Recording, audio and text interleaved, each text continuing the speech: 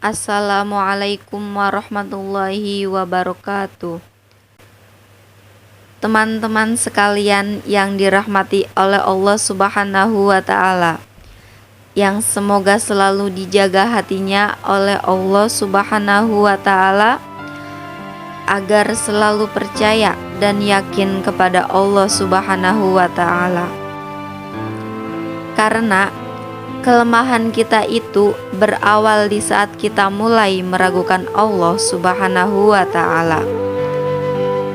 Dalam segala dinamika hidup, kita selalu butuh Allah. Kita butuh Allah ketika Allah kasih kita ujian. Bahkan kita tetap butuh Allah ketika Allah kasih kita nikmat. Kalau kita butuh Allah saat diuji agar kesabaran kita terjaga. Karena orang yang tidak ditemani atau tidak dibersamai oleh Allah Subhanahu wa Ta'ala ketika dia sedang diuji, maka dia akan mudah untuk berkeluh kesah, bahkan berputus asa. Kebersamaan Allah bersama dia saat diuji adalah Allah Subhanahu wa Ta'ala menghibur hatinya. Allah Subhanahu wa Ta'ala menghidupkan hatinya dengan nikmat iman. Ala bidzikrillahi tatmainnul qulub. Innamal mu'minun idza dzukirallaha wajilat qulubuhum. Bukankah dengan mengingat Allah hati menjadi tenang?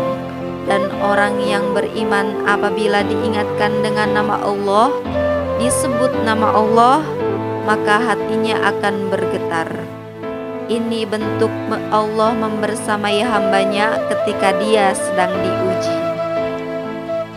Allah menghibur hatinya dengan kalimat alam yajid kayati mangfa'awa wa wajadaka dholang fahaza wa wajadaka ailang fa'aghna. Allah menghibur hatinya dengan kalimat inna a'wainakal kautsar.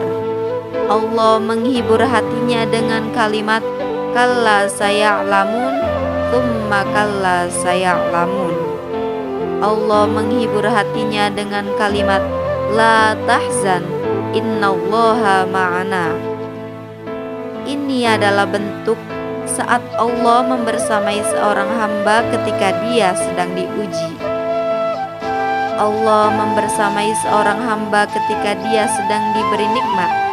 Karena tanpa itu, maka seseorang yang sedang diberi nikmat akan jatuh justru kepada dosa-dosa karena dia mendapatkan banyak nikmat. Kalau Allah tidak menjaga dia saat dia diberi nikmat, maka nikmat itu justru akan menjadi jalan kepada dia untuk terjerumus kepada dosa. Justru nikmat itulah yang menjadi penghalang bagi dia untuk mengingat Allah, karena dia sibuk menikmati hidupnya. Akhirnya dia terhalang dari mengingat Allah tepat waktu. Sibuk menikmati hidupnya terhalang dari Allah untuk bangun tengah malam karena dia tidurnya larut. Kenapa bisa tidur larut? Karena terlalu banyak yang harus dia nikmati sebelum tidur.